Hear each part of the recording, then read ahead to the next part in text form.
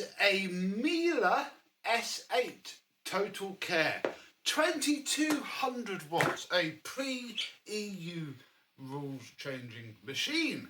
This one, however, has done what pretty much all Miele 2200 watt motors will do, and that is burn out. This very much may be just an autopsy video of what one of these looks like when they burnt out. If we're really lucky, we'll be able to bring it round, clean it up, but I'm only 20% sure at the minute that that's even a viable possibility. So let's have a look at this premium floor care device, see / confirm that it is dead.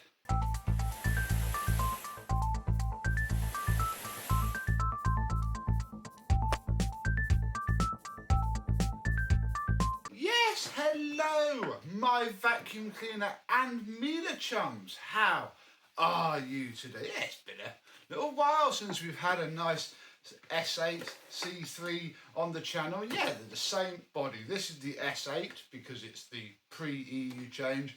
Then it became the C3. This one has all of its tools. Look at that. When the lady dropped it round, it had the Parquet Pro head sat on the wand. So yeah, it is a loved machine.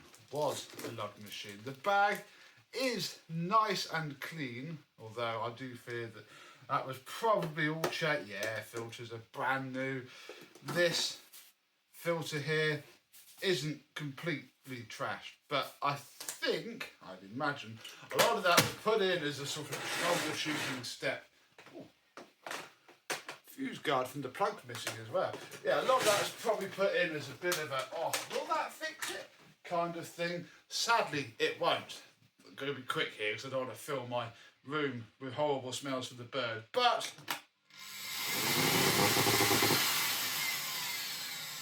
yeah, the whole machine is vibrating slightly, sadly, and it would almost be alright if it was just that, but it's not just that.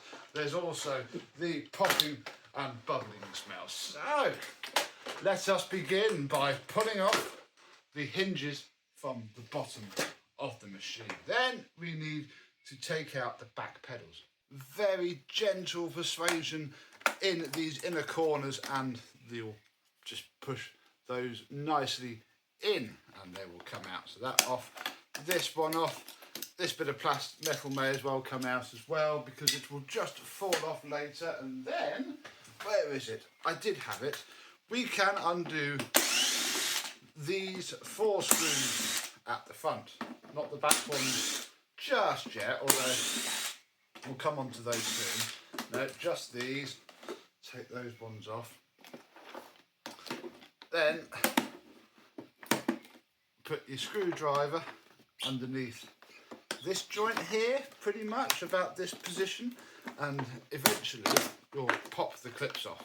Pop these ones out here. You're effectively unsnapping the top of the shell.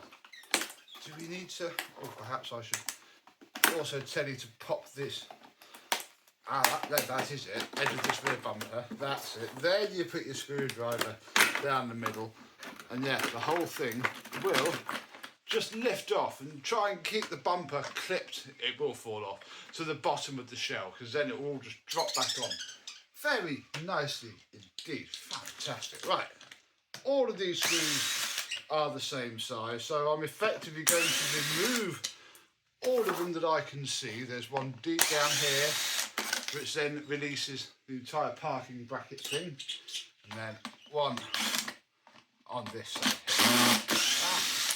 here. There we go. We've sort of undone everything at once then, because then we can take our screwdriver and prise up gingerly on this part here. There we go. Releasing all the clips. It's all just clipped together really. Very plastic and clippy. Once you've released them all, it's fairly simple. So yeah, try and persuade everything up and out of its little homes. I think it's all caught on this bit as well. Come on. There we go, thank you. Oh, it was normally the connector comes out with the whole back bit. That's a bit strange why it didn't.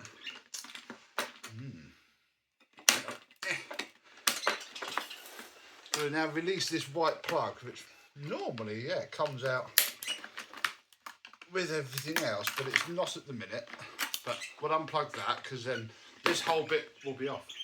Ah, I see why it didn't come out. I've just finished unclipping this and it just falls off at the back. Can you see that big scorch mark?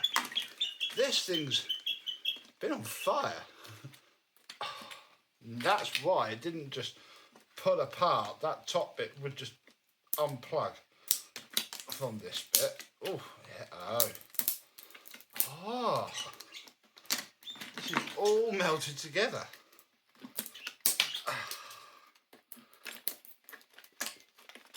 I think we're going to destroy this because it's all brittle now. Right, there we go. Oh, blimey, yeah. That pin there has got very unhappy, as has this connector here. I have never seen that before. Oh, blimey.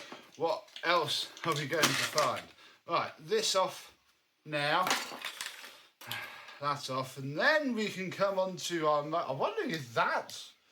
I mean, we're still going to take the motor out. It still didn't sound happy, but I wonder if that might have been part of the issue, and all of that plug is just burnt out completely. That is terrible. Right, sadly I fear it probably isn't though.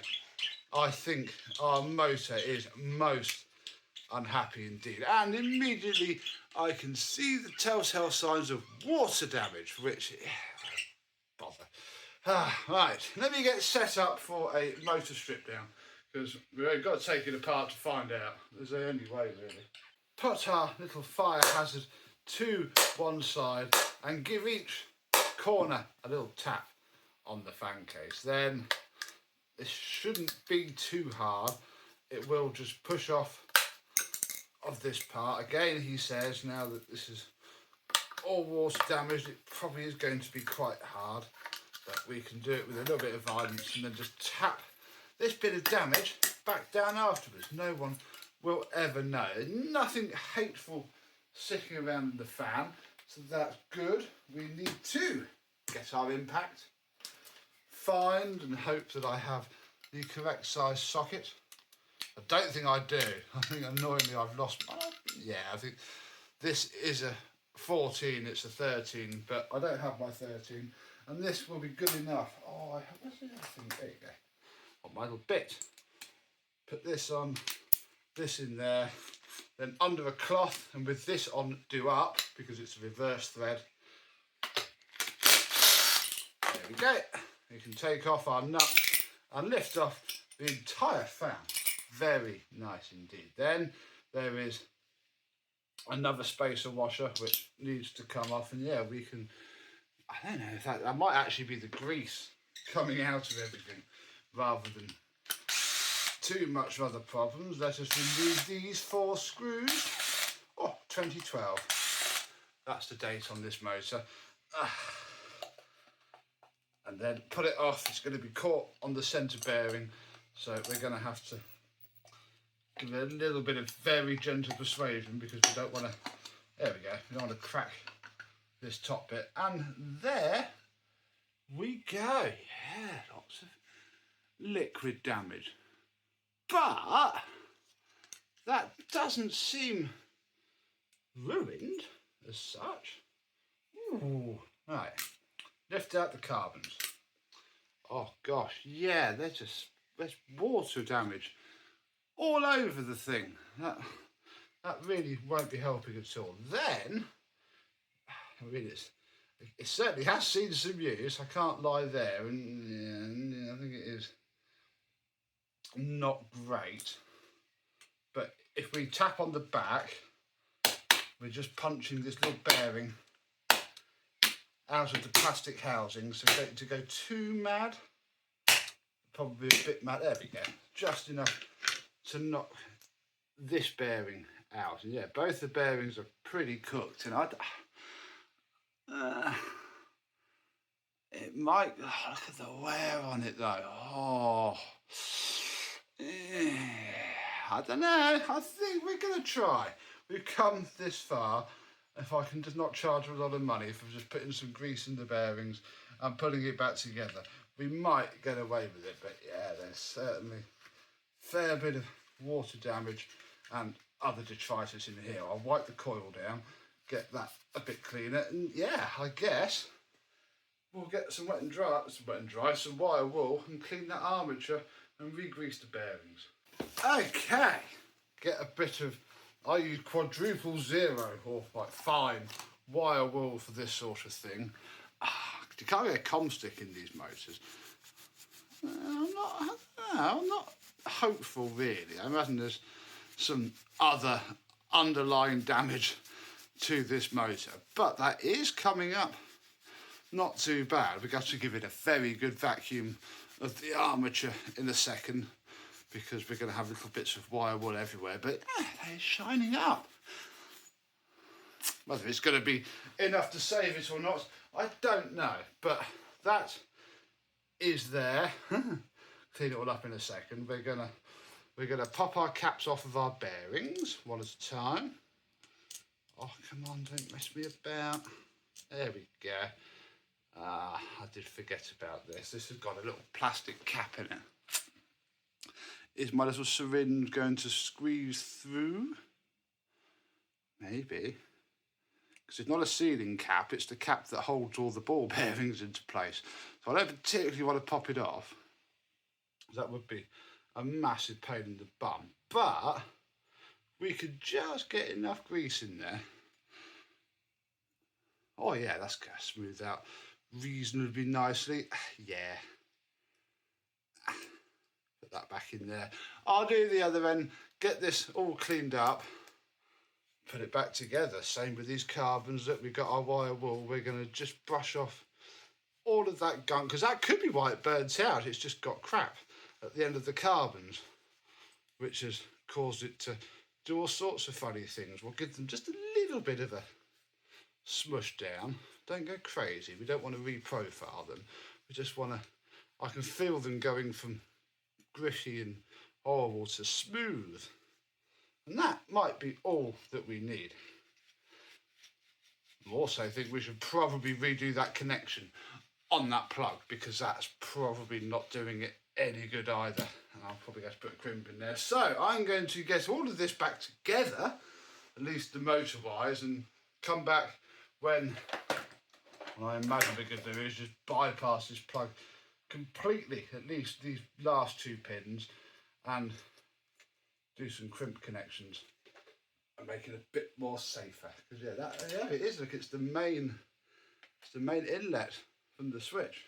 So cord rewind out, because that is where this loom starts, and we get quite lucky where I broke it because it's literally crumbling down.